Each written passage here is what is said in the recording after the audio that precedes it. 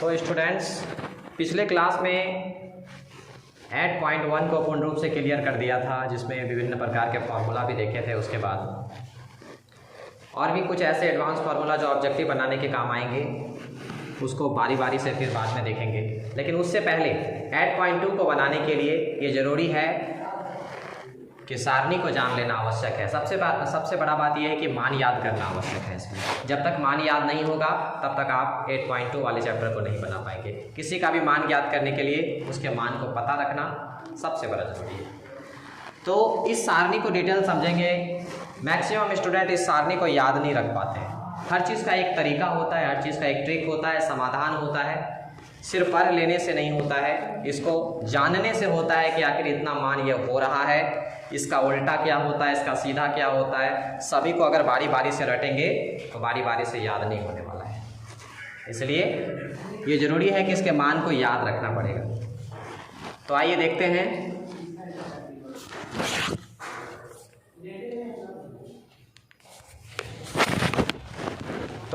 हैं। इस सारणी को त्रिकोणमितीय फंक्शन में कितना फंक्शन है? Total 6। Sine theta, cos theta, tan theta, cot theta, sec theta और कॉसेक थीटा। ये कुल 6 फंक्शन है। 6 फंक्शन में स्टैंडर्ड एंगल का मान, स्टैंडर्ड एंगल कौन कौन है? 0 डिग्री, 30 डिग्री, 45 डिग्री, 60 डिग्री और 90 डिग्री। इस स्टैंडर्ड एंगल का मान जानना जरूरी होता है, तभी हम सवाल को बना पाएंगे। तो साइन 0 डिग्री, ये देखिए साइन 0 डिग्री का मान हमेशा 0 होता है, ये बात ध्यान रहे। और साइन 0 का वही मान होगा जो कॉस 90 का होगा, यानी साइन 0 और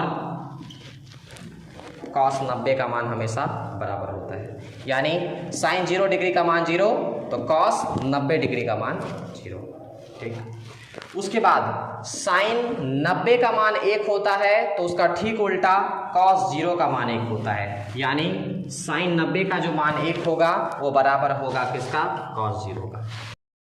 तो साइन 0 का मान 0 तो कॉस 90 का मान भी 0 हो गया। और साइन 90 का मान 1 तो कॉस 0 का मान 1, ये हो गया। अब देखिए साइन 30 का मान 1/2, ये याद रखना है।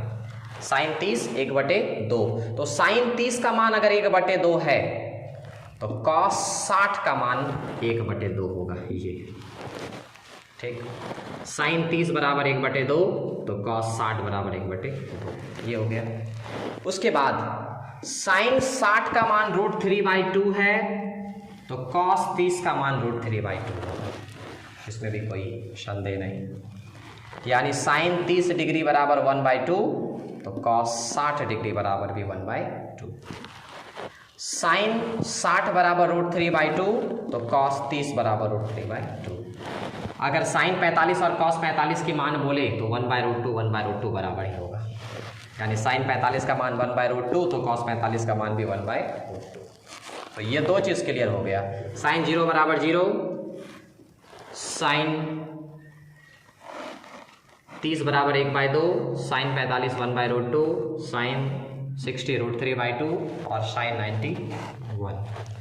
Cos 0 degree 1, cos 30 degree √3/2, cos 45 1/√2, cos 60 1/2 और कॉस 90 0। तो ये दो लॉजिक इसमें विशेष रूप से देखें क्या, कि साइन का 0 डिग्री का मान कॉस के 90 के मान के बराबर यानी 0।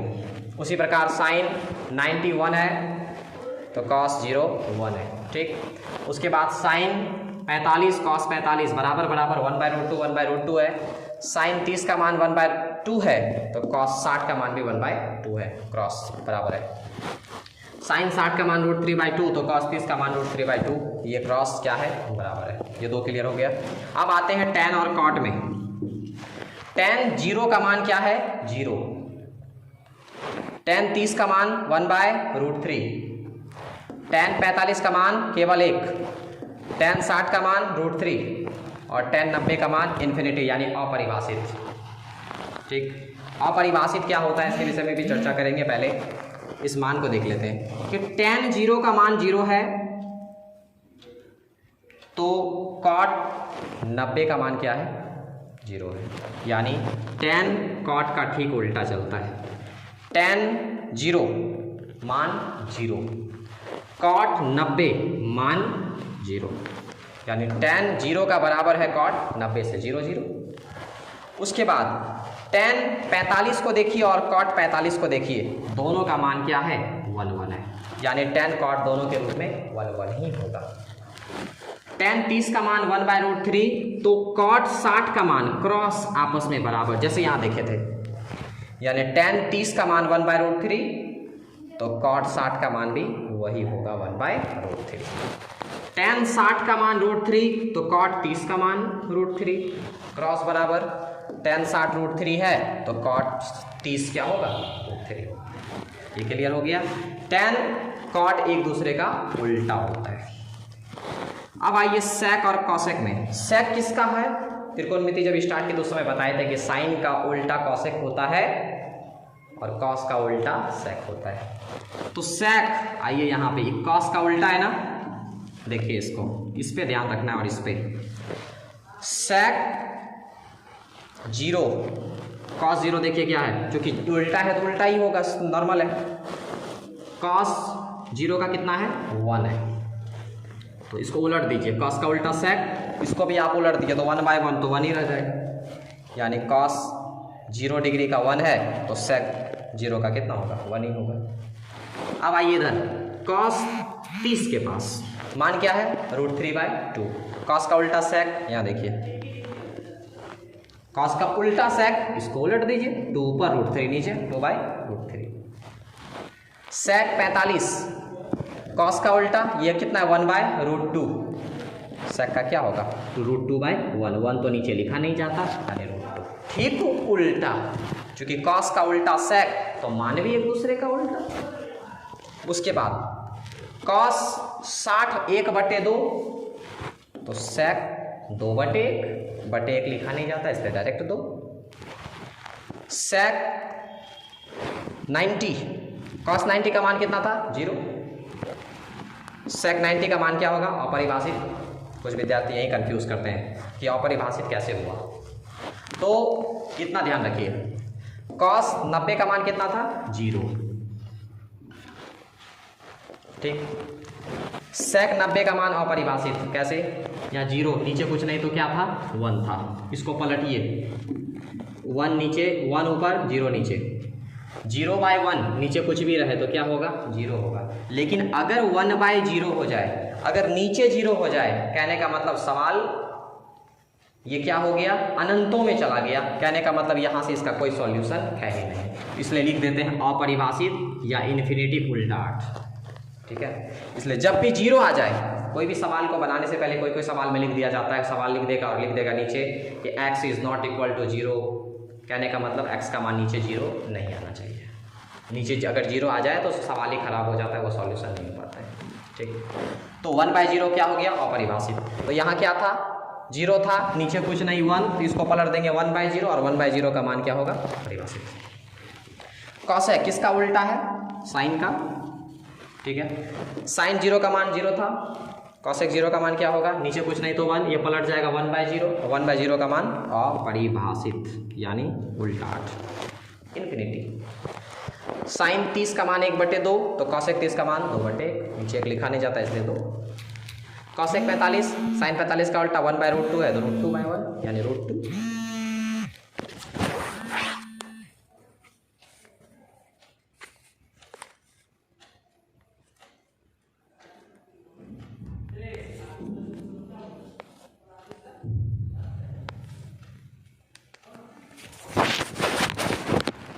तो कॉसेक 45 का मान √2 हो गया, साइन 45 का मान 1/√2 था, तो कॉसेक 45 का मान √2/1 यानी केवल √2 लिख दिए। उसके बाद साइन 60 का मान √3/2 था, तो कॉसेक 60 का मान 2/√3 पलट दिए।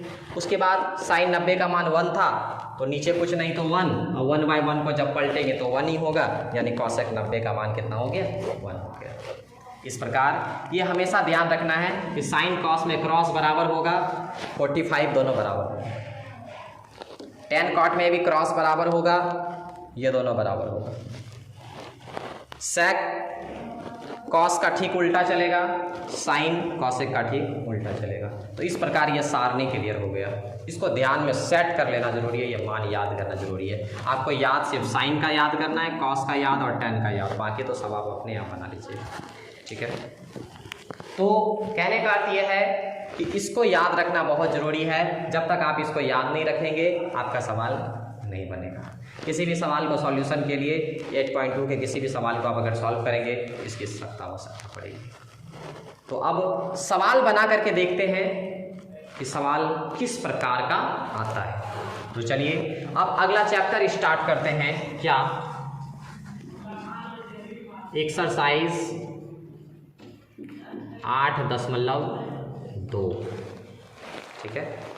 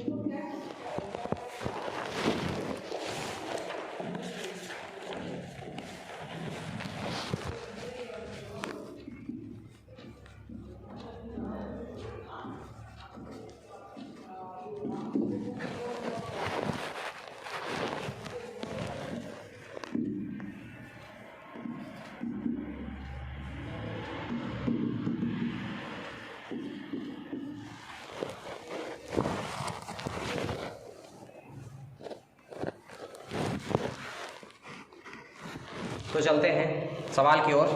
पहला सवाल है 8.2 का एक नंबर का एक कहता है हल करें, मान ज्ञात करें। मान ज्ञात करना है इसका, ठीक है। तो मान निकालेंगे कैसे? साइन 60 का मान √3/2, अभी अभी देखिए यहाँ इंटू है यानी क्रॉस गुना है। कॉस 30 कितना होगा? साइन 60 का उल्टा कितना? √3/2 प्लस साइन 30 का मान 1/2। और आप तो अच्छी तरह जान रहे हैं साइन 30 कॉस 60 का उल्टा होगा 1/, यानी साइन 30 1/2, तो उसका क्रॉस कॉस 60 भी क्या होगा? 1/2। √3 को √3 से गुना करेंगे। विद्यार्थी कुछ गलती करते हैं, √3 को जब √3 से गुना करते हैं तो ये √3 का क्या होता है? स्क्वायर हो जाता है ना, ये स्क्वायर हो जाता है और स्क्वायर रूट आपस में कट जाता है, बचा क्या? 3।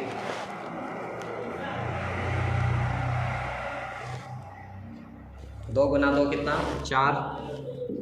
1 गुना 1 1, दुनिया जानता, 2 दूनी 4। 4 4 का एलसीएम लेंगे यहाँ से, तो आपको पता है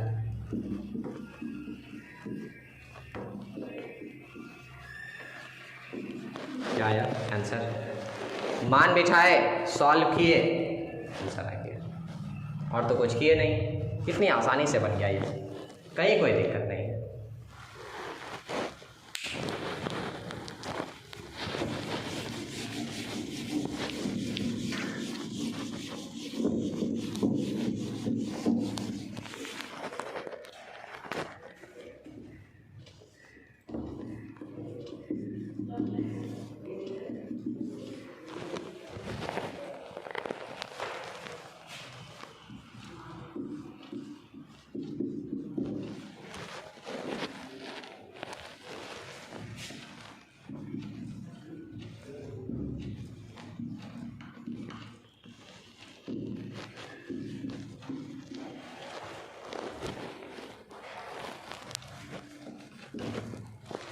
तो आगे बढ़ते हैं। दूसरा नंबर, 1 का दूसरा नंबर, मान सेट करेंगे। सबसे पहले 2 आगे है तो आगे लिखेंगे tan 45 का मान 1 जान गए हैं, स्क्वायर है तो स्क्वायर चढ़ा दिए, ठीक। ये प्लस cos 30 का मान क्या होगा, √3/2, स्क्वायर है तो स्क्वायर, माइनस sin 60 का मान क्या होता है, √3/2, स्क्वायर है तो स्क्वायर, ठीक। 2 गुना 1 का स्क्वायर तो 1 ही होगा, 1 पे दुनिया का कोई पावर चढ़े 1 ही होता है, प्लस √3 का स्क्वायर अभी जाने कितना, 3, 2 दूनी 4, दोनों तरफ स्क्वायर चढ़ेगा। यहाँ भी √3 का स्क्वायर 3, 2 दूनी 4। अब देखिए ये प्लस में ये माइनस में कट गया, सेम चीज़, क्या बचा, 2 गुना 1 को 2 को एक बार पढ़ेंगे 2 ही होगा, यानी एक और आंसर। कितनी आसानी से सवाल बन रहा है, कहीं कोई दिक्कत नहीं, सिर्फ मान याद करना है, सवाल फटाफट अपने आप बन जाएगा, कहीं कोई दिक्कत नहीं है। बिहार के विद्यार्थी को मैथ कमज़ोर लगता है, जबकि बिहार ने ही, आर्यभट्ट यहीं के रहने वाले थे जिसने जीरो का आविष्कार किया था। मैथ का शुभारंभ बिहार ने ही किया है, लेकिन बिहार का विद्यार्थी का मैथ कमज़ोर, आखिर क्यों? जिस बिहारी का मैथ इंग्लिश मजबूत हो जाता है वो बिहारी इस जीवन इस दुनिया में कुछ भी कर सकता है। इसलिए मैथ को पूरा मजबूत बनाइए। बिहारी कहलाने पर गर्व है जिसको मैथ आता है, क्योंकि बिहार ने मैथ को जन्म दिया है, इसलिए बिहार का मैथ मजबूत होना चाहिए। और इतना क्लियर कॉन्सेप्ट बता रहे हैं तो निश्चित रूप से आपको अच्छी तरह समझ में आ रहा होगा। आप इसे ध्यानपूर्वक देखें। तो 2 के बाद जो अगला सवाल आएगा वो अगले दिन देखेंगे। तब तक के लिए फ़िलहाल इतना रिवीजन कीजिए, इतना ध्यान दीजिए। तब तक के लिए इतना ही, फिर मिलेंगे अगले ब्रेक में, अगले क्लास में। तब तक के लिए ब्रेक लेते हैं, अगले क्लास फिर मिलेंगे। तब तक के लिए धन्यवाद।